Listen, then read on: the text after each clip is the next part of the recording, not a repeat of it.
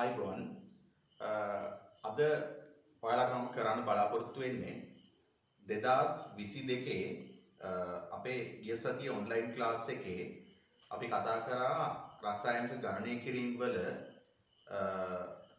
මෞලය සම්බන්ධව අණුක සූත්‍ර, අනුභවික සූත්‍ර, ව්‍යුහ සූත්‍ර සම්බන්ධව සහ මෞල භාග ඊළඟට මෞල අනුපාත ආශ්‍රිතව තුලිත රසායනික සමීකරණ ආශ්‍රිතව ගැටලු වෙන විදිහ ගැන සිද්ධාන්තමය කරුණු සහ ඒවට ආදර්ශ ප්‍රශ්න කිහිපයක් අපි කතා කරා. ඊට පස්සේ මම ඔයාලට දුන්නා අපි මේ ගිය සතියේ ආවරණය කරපු කොටසින් අපිට ගන්න පුළුවන් 2010 අවුරුද්දේ ඉඳලා මේ දක්වා තියෙන විභාග ප්‍රශ්න ටික. මම දැන් සූදානම් වෙන්නේ එන්නේ විභාග ප්‍රශ්න ටික සාකච්ඡා කරන්න. අපි ඉස්සර වෙලාම බලමු 2010 අවුරුද්දේ තියෙනවා ප්‍රශ්නාංක 7. 2010 ප්‍රශ්නාංක 7. 2010 අවුරුද්දේ ප්‍රශ්නාංක 7.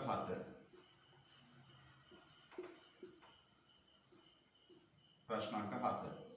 මේකේ තියෙන්නේ සාපේක්ෂ අණුක ස්කන්ධය 270ක් වන කාබන්, හයිඩ්‍රජන්, ඔක්සිජන් පමණක් අඩංගු කාබනික සංයෝගයක ස්කන්ධයේ අණුව 29.6ක් ඔක්සිජන්ලු.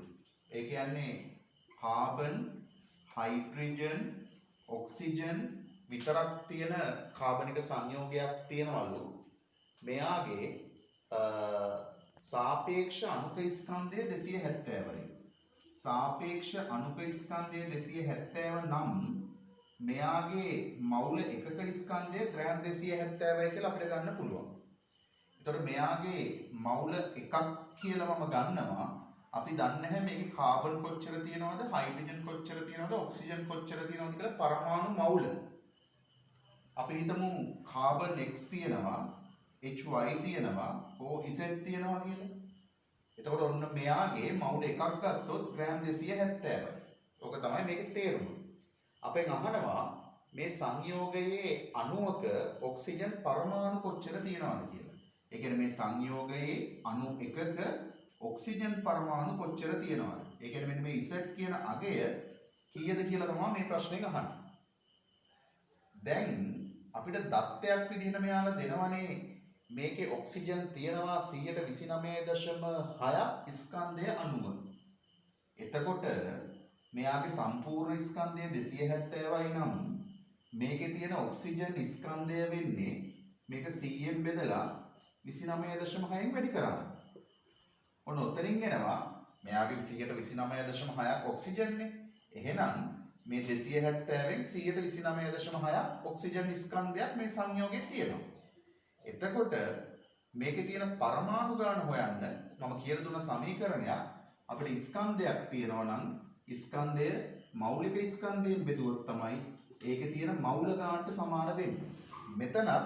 මෙතනින් අපිට ගන්න වෙන්නේ පරමාණු මෞල. අපිට පරමාණු කියලා මේක ඇහුවට ඇත්තටම මේ පරමාණු මෞල ගාන අහන්නේ. එතකොට මේ Z ගේ අගය කීයක් එනවද කියලා ගන්න පුළුවන්. මෙතන ඔක්සිජන් පරමාණු මෞල කොච්චර තියෙනවද කියලා හොයාගත්තොත්. ඒතර ඔක්සිජන් පරමාණු මෞල ගාන හොයාගන්න පුළුවන් මේක 16න් බෙදුවොත්. දැන් මේ වගේ ළමයි කෙටි ප්‍රශ්නයකදී අපි සුළු කරනකොට අපිට උත්තර දිහා බලලා සුළු කිරීම කරන්න පුළුවන්. දැන් මේකේ උත්තර තියෙන්නේ 1 2 3 4 5 කියලා. එතකොට අපි හරි දශමයට මේක සුළු කරන්න යන්න ඕනේ නැහැ. මොකද 1.1 ආවත් 0.9 ආවත් අපිට 1 කියලානේ ගන්න වෙන්නේ. 2.1 ආවත් 1.9 ආවත් 2 කියලානේ ගන්න වෙන්නේ. ඒ වගේ පරතරයක් පිළිතුරු අතර තියෙන හින්දා අපිට එතකොට තේරෙනවා මේ විදිහට සුළු කරගන්න පුළුවන් කියලා. කෙලින්ම මේ බිඳුවට මේ බිඳුව කපන්න 29.6 10 කියන එක කපන්න 30යි කියලා 3යි. 3 වරක් 27 81යි. 81 බෙදීම 16යි. 80ට 16 5යි පිළිතුර 5යි.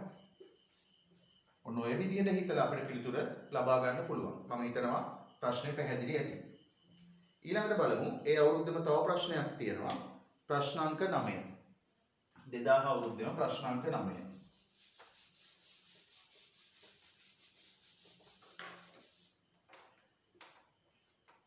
බහුවර්ණ ප්‍රශ්නයක්මයි ප්‍රශ්නාංක 9. මේකේ තියෙනවා ස්කන්ධය අනුව එතනෝල් 10% අඩංගු ජලීය එතනෝල් ද්‍රාවණ 0.1 කිලෝග්‍රෑම්. එතනෝල් වල සූත්‍රයක් අපිට දීලා තියෙනවා. C2H5OH. ඔක තමයි එතනෝල් කියන්නේ. ඉතින් ඇල්කොහොල් කියන්නේ මේක.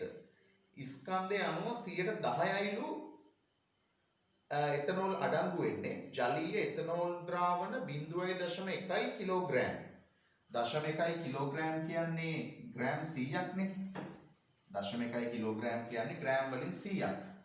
එතකොට මේ ග්‍රෑම් 100න් 100ට කොච්චර තියෙනවද එතනෝල්?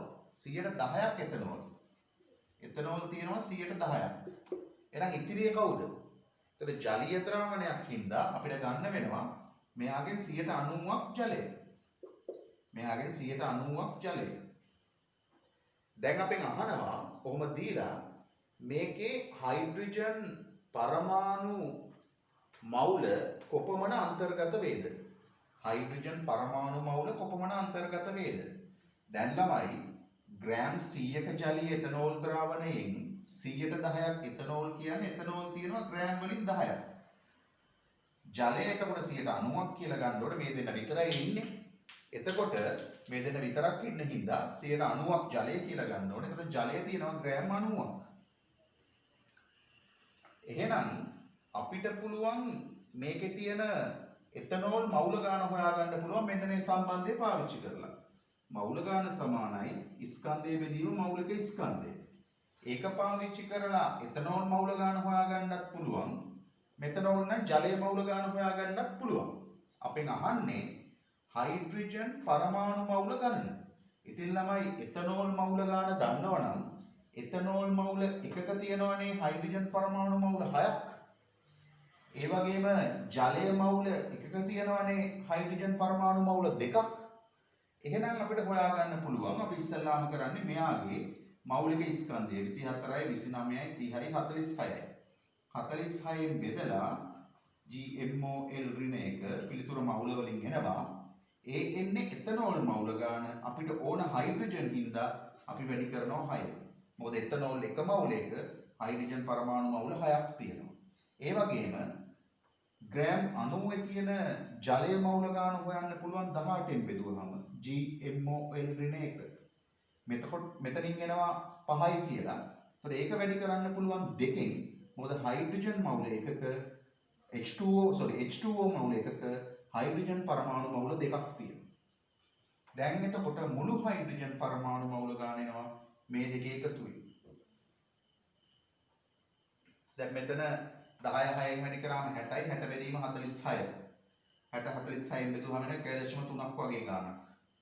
මෙතන 18 වරක් 5 90යි 5 වරක් 2 10යි 10යි. ඒතර පිළිතුර එන්නේ 11.3යි. හයිඩ්‍රජන් පරමාණු මවුල ගාන 11.3යි. 11.3 කියලා පිළිතුරක් තියෙනවා. පිළිතුර අංක 3. මම හිතනවා ඒ ගාන පැහැදිලි ඇති. 2000 අවුරුද්දේ තව බහුවර්ණයක් තියෙනවා. ප්‍රශ්න අංක 10.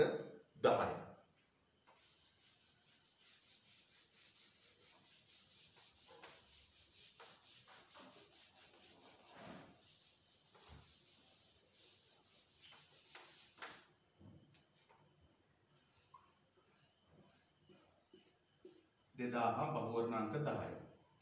අපි අර පන්තියේදී කියලා දුන්නා වගේ රසායනික ප්‍රතික්‍රියාවක් තුලිත සමීකරණයක් දීලා ඒකෙන් අහන ප්‍රශ්නයක්. මෙන්න මෙහෙම දෙනවා CA3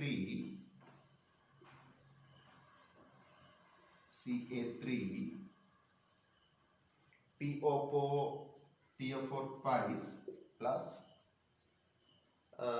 4 H3PO4 4 H3PO4 පූර්ණ ඉතලයක් 3 CA H2PO4 දෙකක්. ඔන්න ඕක තමයි දෙන තුලිත රසායනික සමීකරණය. මේක අපෙන් අහනවා මේ සමීකරණයට අනුව CaH2PO4 twice ග්‍රෑම් 100ක් ලබා ගන්න. මෙන්න මෙයාගේ ග්‍රෑම් 100ක් ගන්න ඕන ළමයි. මෙයාගේ ග්‍රෑම් 100ක් ගන්න ඕනලු. මෙයාගේ ග්‍රෑම් 100ක් ගන්න මෙයා කොච්චර ස්කන්ධයක් ඕනද කියලා අහනවා. අර අපි පන්තියේදී හදුවේ කැල්සියම් කාබනේට් ගන්න. ඒ වගේ එකක් තමයි ඉතින් මෙතන. දැන් මෙයා ග්‍රෑම් 100ක් ඕන නම් මෙයාගේ අනුපාතය 1:3යි හින්දා කෙලින්ම 100 බෙදීම 3යි කියලා ගන්න පුළුවන්ද? එහෙම ගන්න බෑ. එහෙම ගන්න නම් මේ දෙන්න අතර ස්කන්ධ අනුපාතය 1:3 වෙන්න එපා. මේ තියෙන මොන අනුපාතයක්ද? මවුල අනුපාතයක්. එහෙනම් මෙයාගේ තියෙන මවුල ගාන හොයාගත්තොත් ඒ මවුල ගාන වගේ 3න් එකයි මෙතන මවුල තියෙන්නේ. ඉතින් අර සම්බන්ධයම තමයි ළමයි පාවිච්චි වෙන්නේ. මවුල ගාන සමානයි ස්කන්ධයේ බෙදීම මෞලික ස්කන්ධය. ඉස්සර වෙලා මෙයාගේ තියෙන ග්‍රෑම් ගාන මෙයාගේ මෞලික ස්කන්ධයෙන් බෙදනවා. මෙයාගේ මෞලික ස්කන්ධය කීයක් වෙනවද? කැල්සියම් වල 40ක් වෙනවා. අතන 64යි. 64යි 31යි 95යි 95යි 2යි 97යි. 97ව දෙකක් 97ව දෙකක් 206ක් අටුනම 194යි. 194යි 40යි 234යි. එතකොට මෙයාගේ 234යි. GMOL ඍණ 1. ඔන්න මෙතනින් එනවනේ මෙයාගේ මවුල ගාන. ඕක සුළු කරන්නේ නැතුව මේ මවුල මේ එන පිළිතුර වගේ 3න් එකයිනේ මෙයාගේ මවුල ගාන. මම කෙලිම මෙතෙන්ට කියනවා මෙයාගේ මවුල ගාන. 100 බෙදීම 234. 234 වැඩි කිරීම 3න් 1. මෙයාගේ මවුල ගාන වගේ 3න් එකයි මෙයාගේ මවුල ගාන. අන්න ඒක ගත්තා. අහන්නේ මවුල ගානද මෙයාගේ? නෑ ස්කන්ධය. ඉතින් ප්‍රශ්නයක් නෑනේ. අපිට ස්කන්ධය නම් ඕන මවුල ගාන වැඩි කරා නම් හරිනේ මෞලික ස්කන්ධය. එතකොට ස්කන්ධය එනවනේ. එහෙනම් මේ මවුල ගාන වැඩි කරනවා මෙයාගේ මෞලික ස්කන්ධය. මෙයාගේ මෞලික ස්කන්ධය කීයද? 16 4ක් 64යි. 64යි 31යි 95යි. 95ව දෙකක් 190යි. 40ව තුනක් 120යි. 190යි 120යි 310යි. 310යි. ඕක සුළු කරගත්තාම පිළිතුර එනවා. එතන සුළු කරලා බලන්න. මෙතන ගියාම 103යි කියලා ගමු. 103යි බිංදු 2යි 10යි 300යි 234. 234 1030ට 4යි. එහෙනම් 40 ගානක් පිළිතුර එන්න ඕන. 40 ගානක් පිළිතුර තියෙන්නේ 1යි. පිළිතුරු අංක 2. එහෙනම් එකක් පැහැදිලි ඇති කියලා මම හිතනවා. එතකොට 2000 අවුරුද්ද සම්පූර්ණයි. ඊළඟට අපිට තියෙන 2001 බහුවර්ණ අංක 13. 2001 2000 අවුරුද්ද ව්‍යුහගත රචනා එකක් තියෙනවා. අපි ඒක බලමු. ව්‍යුහගත රචනා එකක් තියෙනවා. අපි ඒක බලමු. 2000 ප්‍රශ්නාංක 2B ව්‍යුහගත රචනා. ඒකේ තියෙන ළමයි කැල්සියම් ඔක්සලේට් රත් කරාම සිද්ධ වෙන රසායනික ප්‍රතික්‍රියාව අපිට දෙනවා. කැල්සියම් ඔක්සලේට් CaC2O4 ඝනය රත් කරාම මේක රත් කරාම පත් වෙනවලු කැල්සියම් කාබනේට් ඝනය. කැල්සියම් කාබනේට් ඝනය සහ කැල්සියම් කාබනේට් ඝනය සහ කාබන් මොනොක්සයිඩ් වායුව. කාබන් මොනොක්සයිඩ් වායුව මේ බවට පත් වෙනවා. මේක කියනවා සංශුද්ධ කැල්සියම් ඔක්සලේට් ග්‍රෑම් 2ක්. මේ කැල්සියම් ඔක්සලේට් තියනවලු ග්‍රෑම් 2ක්. මෙයාගේ ග්‍රෑම් 2ක් තියනවලු. සංශුද්ධ කැල්සියම් ඔක්සලේට් ග්‍රෑම් 2ක්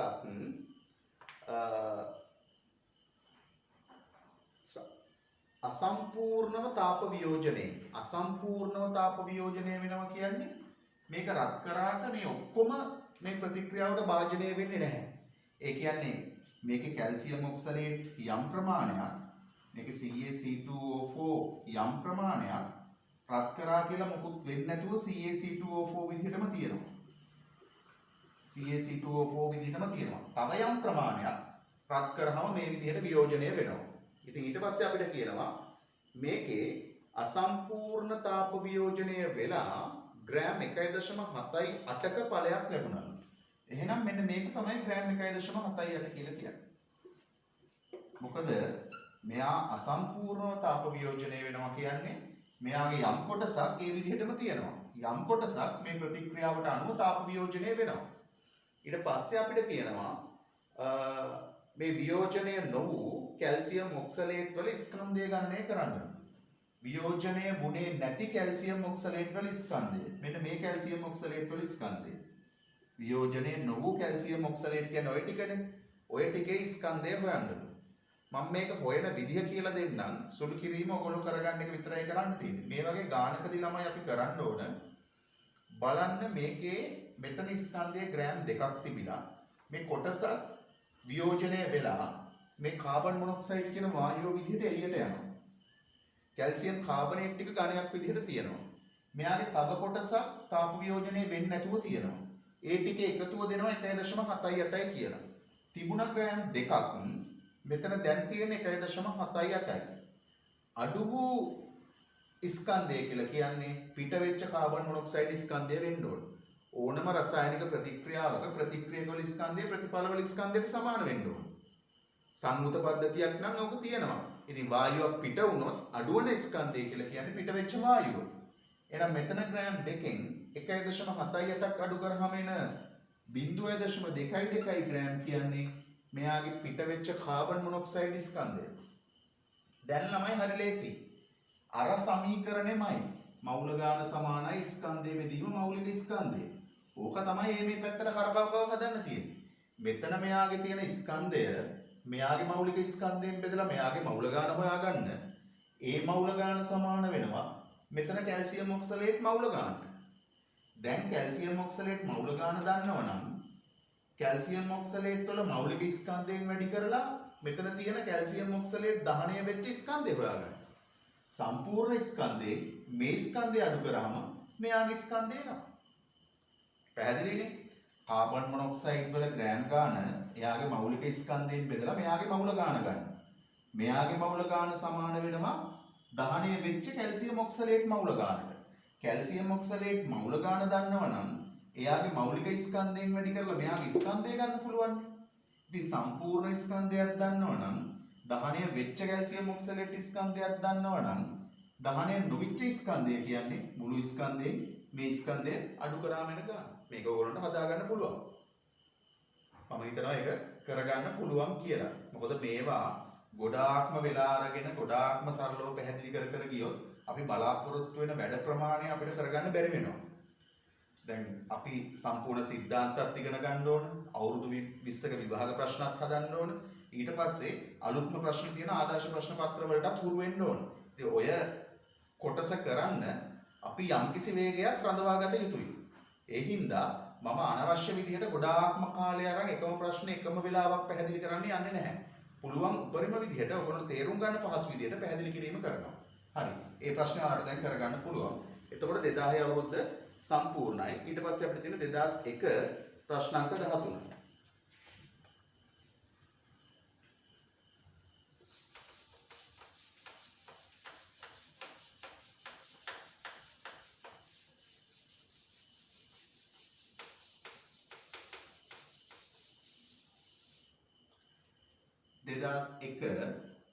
දෙදාස් එක ප්‍රශ්නාංක 13. මේකේ තියෙන ළමයි C12 සමස්ථානිකයේ C12 සමස්ථානිකයේ 0.2.4 ග්‍රෑම් වල කොච්චර පරමාණු තියෙනවද කියලා අහනවා. කොච්චර පරමාණු තියෙනවද කියලා අහනවා. ඕක ළමයි අපි හැදුවනේ වගේ ගන්න. අපි දන්නවා C12 සමස්ථානිකයේ ග්‍රෑම් 12ක නම් කොච්චර පරමාණු තියෙනවද? මෙයාගේ ග්‍රෑම් 12ක නම් තියෙන පරමාණු කොච්චරද? ඇවගාඩ්‍රෝ සංඛ්‍යාව. කීයද ඇවගාඩ්‍රෝ සංඛ්‍යාව කියන්නේ? 6.02 වැඩි කිරීම 1023ක් තියෙනවා ග්‍රෑම් 12ක නම්. ඉතින් ග්‍රෑම් මෙච්චර ප්‍රමාණයක වුණා මොකද කරන්න ඕන? 6.02 වැඩි කිරීම 1023 12කනේ තියෙන්නේ. අපෙන් අහන්නේ 0.024ක. ඕකෙන් වැඩි කරන 0.024 කියන්නේ 24 වැඩි කිරීම 10 ඍණ 3නේ. 12ට 24 කැපෙනවා 2යි කියලා. මේක 10 20 වෙනවා. 10 20 කියන්නේ 6 වැඩි කරාම 2කින් 12.044 වැඩි කිරීම 10 20යි. 12.044 වැඩි කිරීම 10 20යි. මේ 12 මේ 0.024 කියන්නේ 24 වැඩි කිරීම 10 ඍණ 3 කරගත්තා. 24 වැඩි කිරීම 10 ඍණ 3 කරගත්තා. එතකොට 12 24ට කැපුණා 2යි කියලා. 10 23යි ඍණ 3යි 10 20 වුණා. 6යි වරක් 2 12යි. 12.044යි මෙතන 0.22ක් තියෙන හින්දා. හරිනේ. එතකොට පිළිතුර පහසුයි. ඔය ගණන් අපි හැදුවා. පිළිතුර අංක 2. එතකොට 2001 තව ව්‍යුහගත කොටසක් තියෙනවා 2A.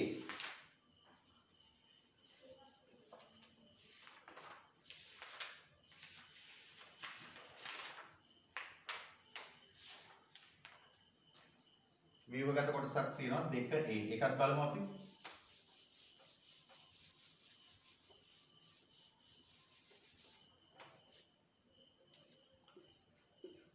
2A.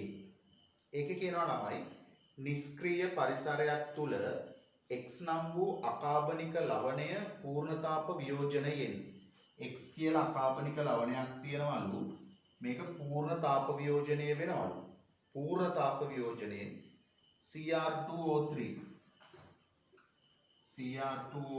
කොච්චර ඇවිල්ලා තියනවද ක්‍රෝමියම් ඔක්සයිඩ් 1.52 ග්‍රෑම් 1.52 ග්‍රෑම් ධන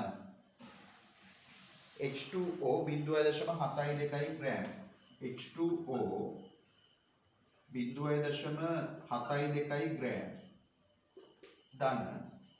ධන N2 0.28 ග්‍රෑම් N2 0.28 ග්‍රෑම් ඔන්න ඔය විදිහට ලැබුණා කියලා කියනවා සාපේක්ෂ පරමාණු ස්කන්ධ ටික දෙනවා දීලා x වල අනුභවික සූත්‍රය අපෝහණය කරන්න කියලා කියනවා අනුභවික සූත්‍රය හොයන්න පුළුවන්ද කියලා අපි බලමු අපි මෞලික ස්කන්ධ වලින් බෙදලා මෞල අනුපාතය ගන්න පුළුවන් නේ අපිට මෙතන බෙදන්න පුළුවන් N2 හින්දා 28න් GMOL ඍණ 1 H2O වල 18යි 18න් බෙදන්න පුළුවන් GMOL ඍණ 1 Cr2O3 වල Cr වල 52යි 52ව දෙකක් 104යි 16 වරක් 3 48යි 104යි 48යි 152යි 152යි GMOL ඍණ 1 1.5යි දෙක 152 කියන්නේ 0.01යි මවුල මෙතන 0.04යි මවුල මෙතන 0.01යි මවුල එහෙනම් මවුල අනුපාතය 1ට 4ට 1යි Cr2O3 වලට H2O වලට N2 අපිට ඕන නම් දැන් මේකේ N2 නැතුව නයිට්‍රජන් කොච්චරද H2O නැතුව හයිඩ්‍රජන් ඔක්සිජන් ඊළඟට Cr ඔය අනුපාතය ගන්න පුළුවන් ඔය හොයාගන්නකෝ එකෙන් දැන් N2 එක නම් නයිට්‍රජන් 2යි H2O 4 නම් එකක H2 දෙකක් තියෙනවා හයිඩ්‍රජන් 8යි ඊට පස්සේ ඔක්සිජන් තියෙනවා මේ 4 තියෙනකොට H2O එකක 1යි 4ක 4යි Cr2O3 එකක් තියෙනවනේ ඔක්සිජන් 3ක් එතකොට ඔක්සිජන් 7යි Cr තියෙනවා එකක 2ක් 2යි ඔන්න ඔය අනුපාතයට තමයි අනුභවික සූත්‍රය එන්නේ ඉතින් මේකේ ඊට පස්සේ අපිට අනුක සූත්‍රය ගන්න ඒගොල්ලෝ කියනවා x සංයෝගයේ මවුලයක x මවුලයක Cr මවුල දෙකක් තියෙනවලු x සංයෝගයේ H2O නැහැලු H2O විදිහට නැහැලු x අඩංගු කැටායනය සහ ඇනායනය හඳුන්වා දෙන්නලු. ඉතින් ජලය විදිහට ගන්න බැරි නම් නයිට්‍රජනුයි හයිඩ්‍රජනුයි දාලා ඇමෝනියම් විදිහට අරගෙන අනිත් ටික Cr උයි ඔක්සිජනුයි තියෙන ක්‍රෝමේට් හරි ඩයික්‍රෝමේට් හරි විදිහට ගන්න ඕන. ජලය දාන්න බැහැනේ. ඉතින් එහෙනම් නයිට්‍රජනුයි හයිඩ්‍රජනුයි තියෙන ඇමෝනියම් අයනය ගන්න පුළුවන් කැටායනය කියලා කවුද ඇනායනයට ගැලපෙන්නේ? ඔක්සිජන් තියෙන ප්‍රමාණයත් එක්ක බලන්න ඔක්සිජන් 7ක් තියෙන ඩයික්‍රෝමේට් වල. එහෙනම් ඔයගොල්ලෝ Cr2O2- කියන්නේ ක්‍රෝමේට්, Cr2O7 2- කියන්නේ ඩයික්‍රෝමේට්. අපි රෙඩොක්ස් වල කතා කරා ඉගෙන. එතකොට මෙතන ගන්න පුළුවන් Cr2O7 2- ඩයික්‍රෝමේට් එක ගන්න පුළුවන් අපිට මෙයාගේ ඇනායනය විදිහට. ඒවා ගැන එච්චර හිතන්න එපා. මේ අනුභවික සූත්‍රය ගන්න තැනට විතරක් ගත්තත් ඇති. මොකද මේවා සම්බන්ධව අකාබනික රසායනයේදී තවදුරටත් ඉගෙන ගන්න පුළුවන්. අපි ඉගෙන ගන්න මට්ටමට අපිට මෙතෙන්ට වෙනකම් ගන්න පුළුවන්. හරි. ඒකත් එතකොට පැහැදිලි. ඊළඟට තියෙන්නේ අපිට 2002 ප්‍රශ්නාංක 1.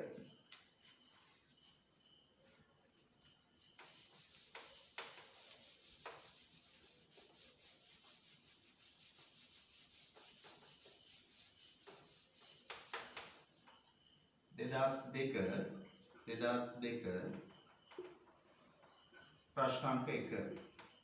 මේකේ තියෙන්නේ කාබන් මොනොක්සයිඩ් එක්තරා නියදියක ඇත්තේ 614 සහ 8O16 සමස්ථානික දෙක 614 තියනවලු අනිත් එකේ O816 කොහොම තියනවලු කාබන් මොනොක්සයිඩ් තවත් නියදියක තියනවලු 612 සහ O18 තව එකක තියනවලු 612 මේක 8O18 ඔන්න ඔහොම දෙකකින් තව එකක් හැදිලා තියෙනවලු මේ දෙන්නගේ සැලකිය යුතු වෙනස්කමක් දක්වන්නේ පළවෙනි එක කියනවා රසායනික ප්‍රතික්‍රියාකාරීත්වය ළමයි රසායනික ප්‍රතික්‍රියාකාරීත්වය රඳා පවතින ඉලෙක්ට්‍රෝන සංඛ්‍යාව මතනේ මේ දෙන්නගේම පරමාණු ක්‍රමාංක සමානයි කියන්නේ ඉලෙක්ට්‍රෝන සංඛ්‍යා සමානයි එන එක වෙනස් වෙන්නේ නැහැ මෞලිය ස්කන්ධ මෙයාගේ 16014යි 30යි මෙයාගේ 12යි 18යි 30යි එහෙනම් මෞලික ස්කන්ධත් සමානයි ඒක වෙනස් වෙන්නේ නැහැ මෞලික පරිමාව ස්කන්ධය මෞලික ස්කන්ධය සමාන නම් මෞලික පරිමාවත් සමානයි ඝනත්වය කියන්නේ ස්කන්ධයේ විදිහම පරිමාව ඒක වෙනස් වෙන්නේ නැහැ ස්කන්ධයේ අණු කාබන් හා ඔක්සිජන් ප්‍රතිශත සංයුතියයි මෙයාගේ කාබන් කොච්චර තියෙනවද 14ක් තියෙනවා 30ට එහෙනම් 100න් වැඩි කරොත් ඔන්න කාබන් ප්‍රතිශතය එනවා මෙයාගේ කොච්චර තියෙනවද 12යි තියෙන්නේ 30ට එහෙනම් 100න් වැඩි කරොත් තමයි කාබන් ප්‍රතිශතය. යන්න ප්‍රතිශත වෙනස් වෙනවනේ. ඔක්සිජනුත් එහෙමනේ. 30න් 16යි නම් 100ට. මෙයාගේ 30න් 18යි නම් 100ට. එහෙනම් අපිට පැහැදිලිව පේනවා මේකේ වෙනස් වෙන්නේ ස්කන්ධය අණුව කාබන් හා ඔක්සිජන්ගේ ප්‍රතිශත සංයුතිය. හරි. ඊළඟට ප්‍රශ්නාංක 11.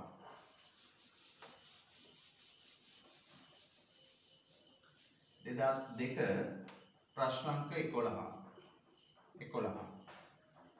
ඒකේ කියනවා ළමයි ඒක සංයුජ ලෝහයක නිර්ජලීය ක්ලෝරයිඩයක් බය වෙන්න එපා මේ වචන වලට ඒක සංයුතාව එකයි අපි සංයුතාව ඉගෙන ගත්තා ලෝහයක අපි දන්නවා ඉතින් ලෝහ එක සංයුජයව තියෙනවා සෝඩියම් වගේ ඒවා තියෙන්නේ නේද ඒ වගේ එක සංයුජ ලෝහයක නිර්ජලීය ක්ලෝරයිඩයක් අපි හිතමු මොකද්ද කියලා අපි දන්නේ නැහැනේ සෝඩියම්ද පොටෑසියම්ද වෙන එකක්ද දන්නේ නැහැ අපි එයින්ද M කියලා හිතමු M කියන ක්ලෝරයිඩ් එකේ ඒක සංයුජ ලෝහයක නිර්ජලීය ක්ලෝරයිඩ් එක ග්‍රෑම් 5ක්. මොකද ඒක සංයුජය වුණොත් ළමයි M ධනනේ ධන එකනේ Cl ඍණ එකත් එක්ක මම ඒ හින්දා NCl කියලා හැදුවා. මේකේ ග්‍රෑම් 5ක්. ග්‍රෑම් 5.0ක්. ග්‍රෑම් 5.0ක්. හරි. එහි නිර්ජලීය සල්ෆේටයට සම්පූර්ණයෙන්ම පරිවර්තනය කළ විට සල්ෆේට් කියලා කියන්නේ ළමයි ඔයගොල්ලෝ දැනගන්න SO4 2- අපි ලබන සතියේ මේ ටික කරනවා සල්ෆේට් වල SO4 2- ඒක සාමාන්‍ය ඔලෙලලක් දන්නවා එතකොට සල්ෆේට් වල SO4 2- නම් මේකේ M කියන ලෝහයෙන් හැදෙන ඒක සංයුජයක M ධන එකෙන් හැදෙන්නේ මොකද්ද සූත්‍රය සංයුත මාරු කරලානේ අපි ලියන්නේ M2SO4 එයාගේ ග්‍රෑම් 6ක් ලැබෙනවලු. මෙයාගේ ග්‍රෑම් 6ක් ලැබෙනවලු. අපෙන් අහනවා ලෝහයේ සාපේක්ෂ පරමාණුක ස්කන්ධය. දැන් බය වෙන්න එපා ගන්නට. හදාගමු අනුපාතයක්. මෙතන M2SO4 නම් මෙයාගේ M එකක් නැතුව අපි මෙතන 2යි කියලා ගමු. දැන් මේකට සල්ෆේට් දාලානේ ඔක වෙලා තියෙන්නේ. හරි. කොහොම වෙලා? එතකොට මෙතන ක්ලෝරයිඩ් එනවා ඇති. හරි. දැන් අපි බලමු මෙහෙම කරන්න. මෙයාගේ ග්‍රෑම් ගාන දන්නවනේ අර සම්බන්ධයම පාවිච්චි කරමු. මෞල ගාන සමානයි ස්කන්ධයේ බෙදීම මෞලික ස්කන්ධය. මේක තමයි කොකඩක් තෛල වගේ හැම එකටම පාවිච්චි වෙන්නේ ගණන් ගන්න. ඉතින් මෙතන ග්‍රෑම් ගාන මෞල ගාන කරමු මෞලික ස්කන්ධයෙන් බෙදලා. m වල අපි දන්නේ නැහැ. අපි හිතමු සිම්පල් m කියලා. ඒ වගේ දෙකක්. 2යි m ධන මේ ටික දන්නවනේ සල්ෆේට් වල 16 වරක් 4 64යි 64යි 32යි 96යි 96යි GMOL ඍණ එක හරි කොහොම කරාම එතන මවුල ගාන එනවා ඊට පස්සේ මෙයාගේ මවුල ගාන ගත්තොත් මෙයාගේ මවුල ගාන මේ දෙක ගැන මොකුත් හිතන්න එපා තාම මේ මවුල ගණන් ටික ගන්න. මෙයාගේ ස්කන්ධය අරයමනේ m මෞලික ස්කන්ධය Cl වල 35.5යි. හරි. GMOL ඍණ 1. දැන් ඔය ආයේ මොකද්ද? මේ MCl මවුල ගණන. මේ ආවේ මොකද්ද? M2SO4 මවුල ගණන. මට පුළුවන් ද මේ දෙක සමාන කරන්න? මේ දෙක සමාන කරන්න පුළුවන්ද? මවුල ගණන් දෙක සමානද? මවුල ගණන් දෙක සමානයි. මෙතන දෙක තිබුණ නැත්තම්. දෙක තියෙනවා නම් සමාන කරන්න පුළුවන්. මෙයාගේ මවුල ගණන මෙයාට නෙමෙයි මෙයා දෙකෙන් වැඩි කරා. දැන් මෙතන මොකොත් තිබුණ නැත්තම් කෙලින්ම මේ මවුල ගන්නට මේ මවුල ගන්නට සමානයි. මෙතන දෙක තියෙනවා කියලා කියන්නේ මෙයාගේ මවුල ගන්න සමාන වෙන්නේ මෙයාගේ මවුල ගන්නෝගේ දෙගුණයකට. ඔන්න ඕක දාලා සුළු කරගත්තාම m කියන එකේ පිළිතුර එයි. ඕක සුළු කරගන්න. ඕක සුළු කරාම m කියන එකට පිළිතුරක් එනවා. පිළිතුර මට මතක විදිහට 27 වගේ ගාණක් එන්නේ හදලා බලන්න. පිළිතුර බලා ගන්න පුළුවන්. පිළිතුර 27යි එන්නේ. ඕක සුළු කරන්න තියෙන්නේ. හරි නේද? එතකොට මේ ප්‍රශ්නේ පැහැදිලි. ඊළඟට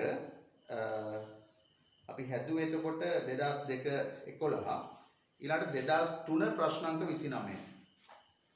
2003 ප්‍රශ්නාංක 29.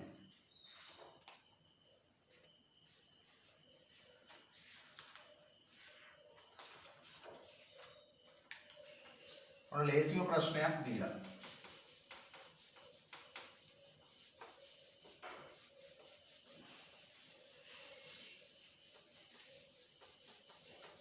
මේක බොහොම සරල ප්‍රශ්නයක්. 2003 ප්‍රශ්නාංක 29. ප්‍රශ්නාංක 29. C6යි H12යි Cl2. C6යි H12යි Cl2 සංයෝගයේ කාබන් වල හා ක්ලෝරීන් වල ස්කන්ධ ප්‍රතිශත අතර අනුපාතය.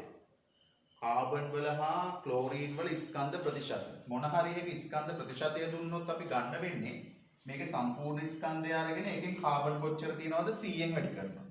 සම්පූර්ණ ස්කන්ධයෙන් Cl කොච්චර තියනවද ඒක 100න් වැඩි කරනවා.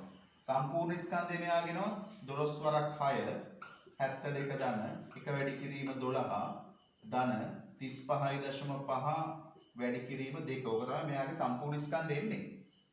ඕක ඔහොම හොයන්න දෙයක් නැහැ. කෙලින්ම අපිට පේනවා. දැන් මෙතන 12යි 12 වරක් 6 72යි. Cl වල 35.5යි 35.5 දෙකක් 71යි. ඉතින් 72යි 71යි නේ ඔය දෙන්නගේ තියෙන්නේ.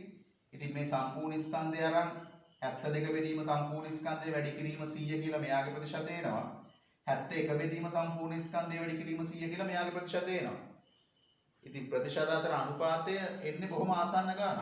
72යි 71යි අතර වෙනස තියෙන තරම් දෙයක් පිළිතුරු වල දෙන්නේ නැහැ. තියෙන ඒවායින් ගන්න වෙන්නේ 1:1. ආසන්නව සමානයි නේ. එතකොට 1:1 කියලා ගන්න පුළුවන්. දැන් ඒකට පිළිතුර අංක 4. එතකොට ඒකත් පැහැදිලි. ඔය 2003 ව්‍යුහගත එක මම දුන්න හදන්න. ඒක වැරදීමක්. ඒ ප්‍රශ්නේ කරන්න ඔයගොල්ලන්ට දැනට අමාරුයි. ඒ ප්‍රශ්නේ කරන්න ඕනේ නැහැ.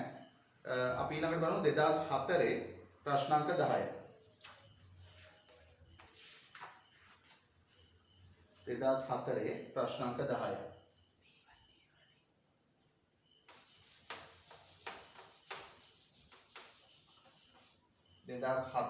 ප්‍රශ්නාංක 10. ප්‍රශ්නාංක 10. ඒක කියනවා C9H12 හයිඩ්‍රෝකාබන් එකක්. C9H12 හයිඩ්‍රෝකාබන් එකේ ග්‍රෑම් 1.9.2ක්. ග්‍රෑම් 1.9.2ක් සම්පූර්ණයෙන් දහනය කරාම සම්පූර්ණයෙන් දහනය කරන්නේ ඔක්සිජන් වලනේ.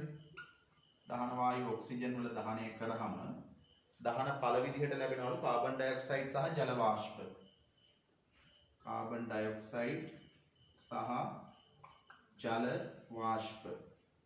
ජල වාෂ්ප ලැබෙනවා. මේකේ කියනවා හයිඩ්‍රෝකාබන් එකේ ග්‍රෑම් 1.9.2යි කාබන් ඩයොක්සයිඩ් 5.94යි. 5.94යි. ධන 5.94යි. ඊට පස්සේ H2O ගෑස් තියෙනවා 2.7.0යි. 2.7.0යි. H2O 2.7.0යි. මේක කියනවා ප්‍රතික්‍රියා කරපු ඔක්සිජන් ස්කන්ධය අහන්න. මේක හරිම සරලයි ළමයි. මොකද මම කලිනුත් කිව්වා දැන් ඔක තුලනය කරලා එක එක ක්‍රම වලට හදන්න පුළුවන්. ලේසිම ක්‍රමය තමයි දැන් මේක මොකුත් තුලනය කරන්න ඕනෙත් නැහැ ස්කන්ධ තුනක් දීලා තියෙනවනේ. ඒතකොට එළියට ගිහිල්ලා නැහැ එළියට ගියත් කමන්නේ මේ ස්කන්ධය අපි දන්නවනේ. එහෙනම් ප්‍රතිඵලවල ස්කන්ධ එකතුව සමාන වෙන්න ඕන ප්‍රතික්‍රියාවල ස්කන්ධ එකතුවට. ප්‍රතිඵල දෙකේම ස්කන්ධ දීලා තියෙනවනේ. ප්‍රතිඵලවල ස්කන්ධ එකතුව සමාන වෙන්න ඕන ප්‍රතික්‍රියාවල ස්කන්ධ එකතුවට. එහෙනම් මේ පැත්තේ යන ගාන මේ පැත්තේ යන ගාන එකතු කරන්න. මේක x කියලා ගන්න. එකතු කරාම උත්තරය එනවා. මේ දෙකේ එකතුව සමානයි මේ දෙකේ එකතුව. දැන් හදිසියෙ හරි ගානේ අපිට ඒගොල්ලෝ දුන්නේ නැත්තම් H2O ස්කන්ධය. H2O ස්කන්ධය දුන්නේ නැහැ කියලා හිතන්න. දුන්නේ නැත්තම් එහෙම හදන්න බෑනේ. දැන් දීලා තියෙන හින්දා පුළුවන්. මේ දෙක එකතුව සමානයි මේ දෙක එකතුව කියලා හදන්න පුළුවන්. අපිට H2O ස්කන්ධය දුන්නේ නැත්තම් ඒත් හදන්න පුළුවන්. අපි යන සමීකරණ තුලනය කරනවා. තුලනය කරලා කාබන් ඩයොක්සයිඩ් මවුල ගාන ගන්න පුළුවන් එයාගේ ස්කන්ධේ. එතකොට එයාත් එක්ක මෙයාගේ තියෙන සම්බන්ධය අනුව මෙයාගේ මවුල ගාන ගන්නත් පුළුවන්. තුලිත කරොත් ඔක්සිජන් මවුල ගාන ගන්නත් පුළුවන්. දැන් මේක තුලිත කරා නම් තුලිත කරන්න ඕනේ නැහැ. මම කියන්නේ H2O ස්කන්ධය දුන්නේ නැත්තම් අපිට හදන්න වෙන්නේ මෙතන කාබන් 9 හින්දා මෙතන දානවා 9ක්. මෙතන හයිඩ්‍රජන් 12 හින්දා මෙතන දානවා 6ක්. එතකොට ඔක්සිජන් එනවා නම්බරත් එක 18යි 18යි 6යි නම්බරත් එක 18යි 18යි 6යි 24යි 24ක් එනවා නේ 18යි 24යි. එතකොට 24 මෙතෙන්ට දාන්න පුළුවන් O2 හින්දා අපිට 12යි කියලා දාගෙන ගාන හදන්න පුළුවන්. එහෙම හදන්න පුළුවන්. එතකොට කෙලින්ම මෙයාගේ ඔක්සිජන් ස්කන්ධය ඇහුවනම් මෙයාගේ මවුල ගාන වගේ කොච්චර ගුණයක්ද ඔක්සිජන් මවුල ඒ මවුල ගාන ඔක්සිජන් වල මවුලික ස්කන්ධයෙන් වැඩි කරලා එහෙම හදන්න පුළුවන්. මෙයා දුන්නේ නැත්තම් දීපු හින්දා කෙලින්ම මේ එකතුව මේ දෙන්නගේ එකතුවට සමාන කරලා උත්තරේ ගන්න පුළුවන්. 6.72 කියලා එනවා පිළිතුර. මෙතන C9H12 නේ C9H20 sorry C9H20 එක ගැටලුවක් නෑ. අර තුලනය කරොත් එතකොට වෙනස් වෙනවා. C9H20 හින්දා මෙතන 9 මෙතන 20 හින්දා මෙතන 10 එතකොට හයිඩ්‍රජන් ඔක්සිජන් නේ 18යි 10යි 28යි 28යි එතකොට මෙතන 14යි කියලා දාන්න පුළුවන් 28 එන විදියට. එහෙම දාලා හදන්න පුළුවන්. මෙයා දුන්නේ නැත්තම් මේක දීපු හින්දා හරි ලේසි. ප්‍රතිඵලවල ස්කන්ධ එකතුව ප්‍රතික්‍රියාවල ස්කන්ධ එකතුවට සමානයි. ඔක ඇත්තටම නියමයක්. ඔකට කියනවා ස්කන්ධ සංස්ථිති නියමය කියලා. දැන් සිලබස් එකේ නැහැ. නමුත් ඔයගොල්ලෝ දැනගන්න ප්‍රතික්‍රියාවක ඕනම වෙලාවක ප්‍රතික්‍රියාවල ස්කන්ධ එකතුව සමාන වෙන්න ඕන ප්‍රතිඵලවල ස්කන්ධ එකතුවට. ප්‍රශ්නේ තියෙන්නේ අපිට ප්‍රතිඵල ඔක්කොම දෙන්නේ නැහැ. දෙන්නේ නැති වෙනකොට අපි කොහෙන් හරි එක කෙලවරක් අල්ලගෙන එයාගේ දෙන ස්කන්ධයෙන් එයාගේ මෞලික ස්කන්ධයෙන් බෙදලා එයාගේ මෞල ගාන අරගෙන ඒ මෞල ගණනෙන් අනුපාතය ඔස්සේ ඕන තැනකට යන්න පුළුවන් ගාන. එහෙමනේ ගොඩක් වෙලාවට එන්නේ. හරි. ඊට පස්සේ අපිට තව ප්‍රශ්න කිහිපයක් තියෙන්නේ. 2004 හරි ඊළඟට 2004 ව්‍යුහගත තියෙනවා 2A.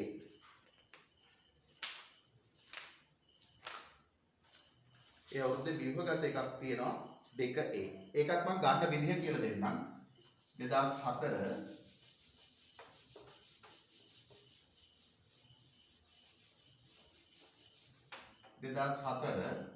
ව්‍යුහගත 2A. බලාගන්න එකත් ගන්න අමාරු නම් ගන්න විදිහ කියනවා CrO3 ඝනය රත් කරාම වියෝජන ඵල ලෙස Cr2O3 සහ O2. CrO3 කියන එක ක්‍රෝමියම් වල ඔක්සයිඩ් එකක්. මෙයාගේ ඝනය රත් කරාම Cr2O3 සහ O2. Cr2O3 ඝනය සහ O2 වායුව ලැබෙනවා. හරි ඉස්සෙල්ලාම අපි ඔක තුලිත කරමු. මේක දෙක නම් මෙතන දෙක දානවා. ඔක්සිජන් 6යි මෙතන 3යි 3 බෙදීම 2යි. හරි. ඔන්න තුලිත කරා. ඊට පස්සේ ඔන්න අප දෙකෙන් වැඩි කරලා මෙතන 3යි මෙතන 2යි එහෙම දාන්නත් පුළුවන්. මෙතන 4යි. ඔන්න ලේසියට එහෙම දාගමු. මෙතන 3 කරමු දෙකෙන් වැඩි කරලා. මේකත් 2 කරමු. මේක එතකොට 4 කරමු. හරි. ඔහොම දාන්නත් පුළුවන්. ඊට පස්සේ CrO2 මිශ්‍ර වී ඇති CrO3 නියදියක්. මෙතන මේ CrO3 විතරක් නෙමෙයි තියෙන්නේ මේක මිශ්‍ර වෙලා තියෙන්නේ. Cr2O3 මිශ්‍ර වෙලා තියෙන්නේ.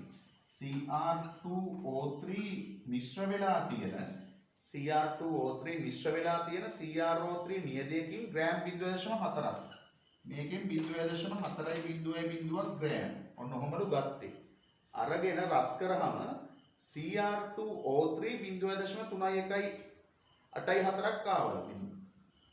මෙයා රත් වෙලා Cr2O3 එනවා. මෙතන තිබිච්ච Cr2O3 ටික කොහොමද තියෙනවනේ? මෙතන තිබිච්ච Cr2O3 ටික කොහොමද තියෙනවා? එතකොට මෙන්න මේ සම්පූර්ණ ප්‍රමාණය කොච්චරද? අපිට දෙනවා 0.3184යි. 0.3184 ග්‍රෑම් මේ ටික. ඊට පස්සේ කියනවා නියතියේ CrO3 ස්කන්ධ ප්‍රතිශතය. මෙන්න මෙයාගේ ස්කන්ධ ප්‍රතිශතය හොයන්න. ඉතින් අර කලින් හදුවනේ මේ වගේ ගාන. මේ සම්පූර්ණ ස්කන්ධය අඩු කරාම අඩු වෙච්ච ස්කන්ධය කියන්නේ පිට වෙච්ච ඔක්සිජන් ස්කන්ධය. ඒතර පිට වෙච්ච ඔක්සිජන් ස්කන්ධය මේ ස්කන්ධ දෙකේ වෙනසින් අරගෙන ඒ ස්කන්ධය ගත්තට පස්සේ ඔක්සිජන් වල මෞලික ස්කන්ධයෙන් බෙදුවොත් ඔක්සිජන් මවුල ගන්න එනවනේ. ඔක්සිජන් මවුල ගන්න හොයාගන්න පුළුවන් ස්කන්ධය බෙදීම මෞලික ස්කන්ධය. දැන් මෙතන සම්පූර්ණ ස්කන්ධයෙන් මේ ස්කන්ධය අඩු කරාම පිට වෙච්ච ඔක්සිජන් ස්කන්ධය එනවා. ඒ ස්කන්ධය ඔක්සිජන්ගේ මෞලික ස්කන්ධයෙන් බෙදුවම ඔක්සිජන් මවුල ගන්න එනවා. ඔක්සිජන් මවුල ගන්න 3න් බෙදලා 4න් වැඩි කරොත් CrO3 මවුල ගන්න එනවා. CrO3 මවුල ගන්න ආවම එයා මෞලික ස්කන්ධයෙන් වැඩි කරොත් CrO3 ස්කන්ධය එනවා. ඒතර CrO3 ස්කන්ධය දන්නවනම් මුළු ස්කන්ධයෙන් බෙදලා C ෙන් වැඩි කරලා එයාගේ ප්‍රතිශතය හොයන්න පුළුවන්. හරිනේ? මෙතන ස්කන්ධ වෙනසෙන් මෙයාගේ ස්කන්ධය හොයාගන්න. ඊට පස්සේ මේ සමීකරණය පාවිච්චි කරන්න තියෙන්නේ. ස්කන්ධය මෞලික ස්කන්ධයෙන් බෙදලා මවුල ගන්න බවට පත් කරා. මවුල අනුපාතය 3ට 4 හින්දා ඒ අනුපාතය ඔස්සේ ඇවිල්ලා මෙයාගේ මවුල ගන්න ගත්තා. මෙයාගේ මවුල ගන්න දන්නවනම් මෞලික ස්කන්ධයෙන් වැඩි කරලා මෙයාගේ ස්කන්ධය ගත්තා. මෙයාගේ ස්කන්ධය මුළු ස්කන්ධයෙන් බෙදලා C ෙන් වැඩි කරලා ප්‍රතිශතය ගත්තා. ඒක හදාගන්න පුළුවන් දැන්. හරි. ඊට පස්සේ අපිට තියෙනවා 2005 අද තව එක ප්‍රශ්නයක් අපි කරමු. 2005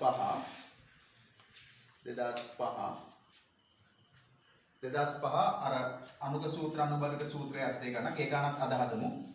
බලමු.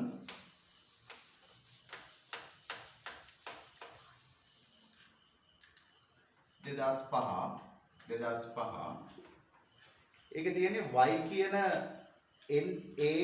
NaSHO y කියලා සංයෝගයක් තියෙනවලු.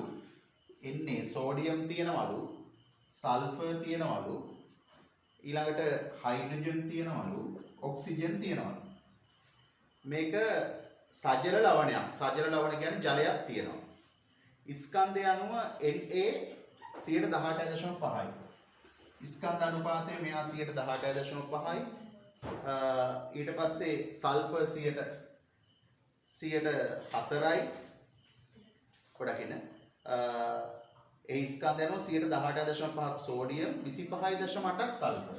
25.8ක් සල්ෆර්. ඊළඟට 4ක් හයිඩ්‍රජන්. 4.2ක් හයිඩ්‍රජන්. ඔක්සිජන් කොච්චරද කියලා දෙන්නේ නැහැ. අපිට පුළුවන් 4 දෙනෙක් ඉන්නවනම් මෙයා දීලා නැත්තම් මොකද කරන්නේ? 100ක් වෙන්න බෑ මේ 4 දෙනාගේම එකතුව. මේ තුන එකතු කරන්න 100න් මේ තුන එකතුව අඩු කරන්න. එතකොට එනවා ඔක්සිජන් කොච්චරද කියලා. ඒක සුළු කරාම 51 ගාණක් එනවා. 51.7ක් 100න් මේ තුන එකතුව අඩු කරනවා. මේ 4 දෙනානේ ඉන්නේ. ඊට පස්සේ අපිට පුළුවන් අපි මේ ගත්තේ ස්කන්ධ අනුපාත. දැන් ගමු මවුල අනුපාත. කෙලිම මෙයාගේ මෞලික ස්කන්ධය බෙදෙනවා 16යි. මෙයාගේ මෞලික ස්කන්ධය 1යි. මෙයාගේ මෞලික ස්කන්ධය 32යි. මෙයාගේ මෞලික ස්කන්ධය 23යි. ඔන්න දැන් සුළු කරලා ගන්න. සුළු කරාම මේක 0.8ක් එනවා. මේකත් 0.8යි. මේක 4යි. මේක 3.2යි. ඔය විදිහට එන්නේ. සුළු කරලා බලන්න. ඊට පස්සේ කුඩාම මෞල අනුපාතය හැම එකක්ම 0.8ෙන් බෙදන්න.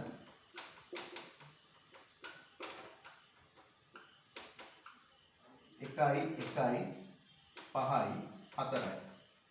ඔන්න ඔහොම එනවා. එතකොට අනුභවික සූත්‍රය හොයා ගන්න පුළුවන්. ඕකේ. ඊට පස්සේ මෙයාගේ සාපේක්ෂ අණු ස්කන්ධය 248ක්. කොහොම ගත්තොත් එන්නේ NaSH5O4.